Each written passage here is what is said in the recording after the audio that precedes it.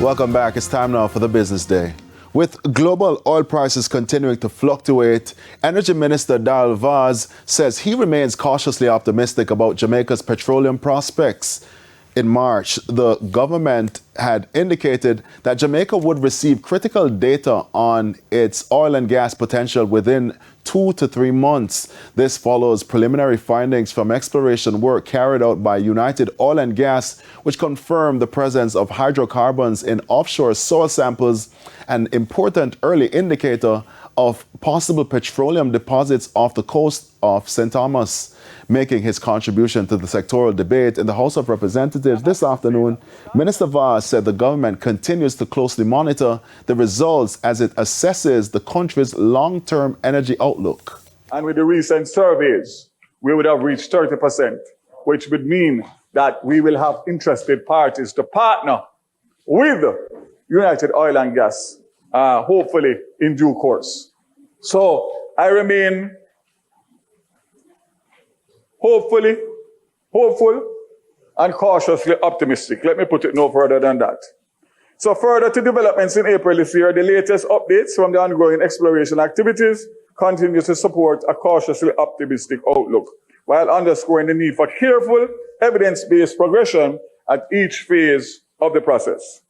The government remains measured in its approach, recognizing that any discovery would require significant investment, probably 60 to 80 million US to drill one well, and we would have 14 rigorous environmental safeguards and a clear regulatory framework to guide development. Minister Vaz says the exploration aligns with the national commitment to environmental protection. Jamaica is being urged to strengthen its pension system as the country moves towards an aging population. Data from the United Nations Populations Fund show that persons aged 65 and over are now the fastest growing demographic group, increasing the demand for stronger social support system. President of the Pension Industry Association of Jamaica, Sania Goff, says many Jamaicans remain outside the formal pension system or are contributing at low levels to sustain them in retirement. Ms. Goff is calling for greater focus on expanding pension coverage. The pension sector manages a substantial and growing pool of long-term capital. With the right investment framework, that capital can do more than provide for individual retirement. It can contribute meaningfully to Jamaica's development. Infrastructure, productive enterprise, and the deepening of local capital markets. She was speaking this afternoon at the Pension Industry Association of Jamaica annual luncheon. Now, in the meantime, Prime Minister Dr. Andrew Holness committed to the implementation of pension auto-enrollment. Auto-enrollment involves enrolling employed individuals who are not a member of an approved pension plan automatically into an approved retirement scheme. Dr. Holness says a formal saving mechanism for retirement is absolutely necessary. If fewer than 1 in 5 workers in Jamaica's workplace is enrolled in private pension arrangements, then the existing model is not reaching enough people. This is why the government will implement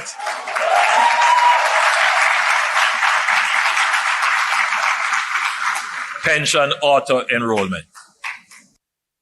Now, Dr. Holness says attention is also being placed on strengthening the pension system for the informal sector.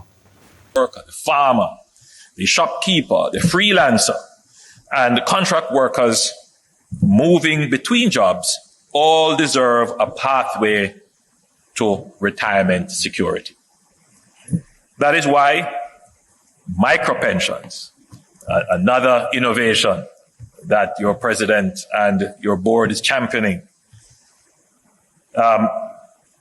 must be a part of the national conversation about strengthening our pension system.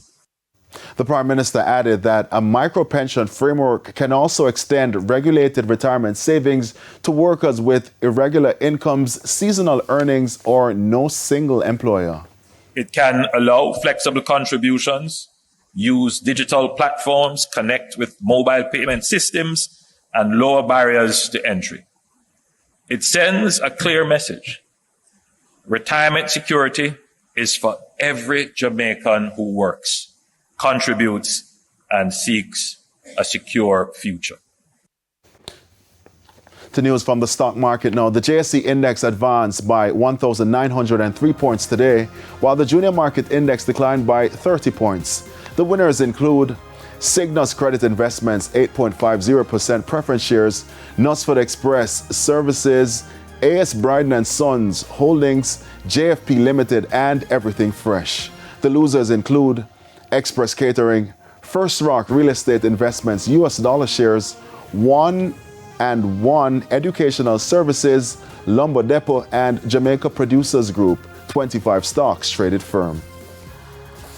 And foreign exchange trading ended with banks and cambios selling the American dollar for an average $158.41. The Canadian dollar is being sold for $117.86. The pound is going for $214.03, while the euro is selling for an average $190.28. And that's the business day. News from overseas after the break.